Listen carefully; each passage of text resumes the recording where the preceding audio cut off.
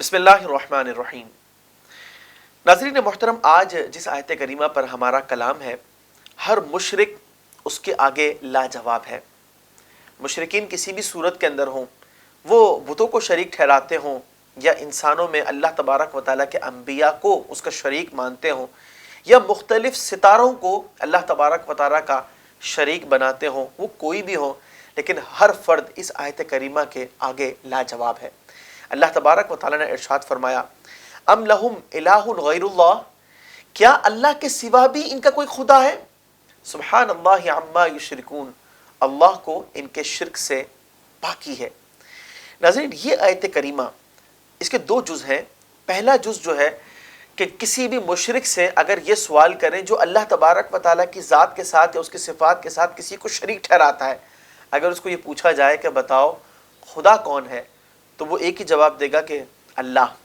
لیکن پھر اس کے بعد عقل پر جب پردہ پڑ جائے تو انسان اندھیروں کو بھی محسوس نہیں کر سکتا۔ معاملہ وہی ہوتا ہے کہ پھر اگلا سوال کیا جاتا ہے کہ اللہ تبارک و تعالیٰ کی ذات کے ساتھ کیوں کسی کو شریک ٹھہراتے ہو؟ جب خدا وہی ہے تو جو خدا ہے معبود بھی وہی ہے، بندگی صرف اسی کی ہوگی۔ جو خدا نہیں تو اس کی پھر بندگی کیسی؟ ناظرین، لیکن وہی والی بات ہے کہ جب اللہ تبارک و تعالیٰ ہدایت کا نور سلب فرما لے اور کوئی شخص جہالت کے اندھیروں میں ڈوب رہا ہو تو پھر اس کو یہ حقیقت سمجھ میں نہیں آتی کہ جب میں یہ اعتراف بھی کرتا ہوں کہ میرا خدا اللہ ہی ہے تو پھر میں کیوں کسی کو اس کا شریک ٹھہراتا ہوں؟ تو تمام کے تمام مشرکین جو ہیں وہ اس بات کے جواب دینے سے عاجز ہونے کے باوجود بھی اس جہالت کے اندھیروں میں ڈبکیاں کھا رہے ہیں۔ ناظرین، اللہ تبارک و تعالیٰ نے فرمایا کہ کوئی بھی شخص اللہ تبارک و تعالیٰ کا کسی کو کسی اعتبار سے بھی شریک ٹھہرائے، اللہ تبارک و تعالیٰ کو مشرکین کے شرک سے پاکی ہے، یعنی اللہ تبارک و تعالیٰ اس سے پاک ہے۔ یہ شرک کا جو الزام لگاتے ہیں یہ خود اس کی سزا بھگتیں گے، اس کا نقصان ان کی اپنی ذات کو ہے۔ اور وہ کیسا ہے؟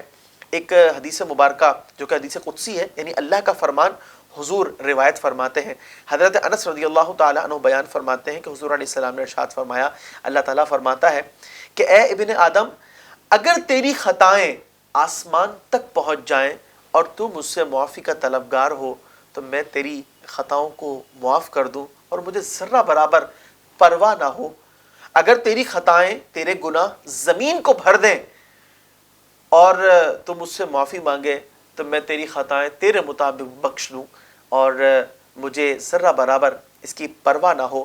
ناظرین، لیکن ایک شرط کا بیان کیا گیا، بشرط یہ کہ تو میرے ساتھ کسی کو شریک نہ ٹھہرا۔ اس کا مطلب یہ ہوا کہ جو کوئی شخص اللہ تبارک و تعالیٰ کی ذات اور صفات میں کسی کو شریک ٹھہرا دیتا ہے، یہ اس کی تباہی اور بربادی ہے۔ وجہ یہ ہے کہ اللہ تبارک و تعالیٰ اپنی ذات کے ساتھ کسی کا شریک ٹھہرانا ہرگز معاف نہیں فرمائے گا۔ اللہ تبارک و تعالیٰ جو ہے ہمیں آپ صلی اللہ علیہ وسلم کی شریعت کے مطابق اپنی زندگیاں گزارنے کی توفیق عطا فرمائے، ہر لمحہ ہمیں شرک سے محفوظ فرمائے اور تمام مشرکین کو اللہ تبارک و تعالیٰ اپنے کرم سے ہدایت کا نور عطا فرمائے کہ وہ شرک کو چھوڑ کر توحید کی راہ پر گامزن ہو جائے۔ خلق السحاب وخلق الماء خلق الشمس في الفضاء سبحان خالق الحياة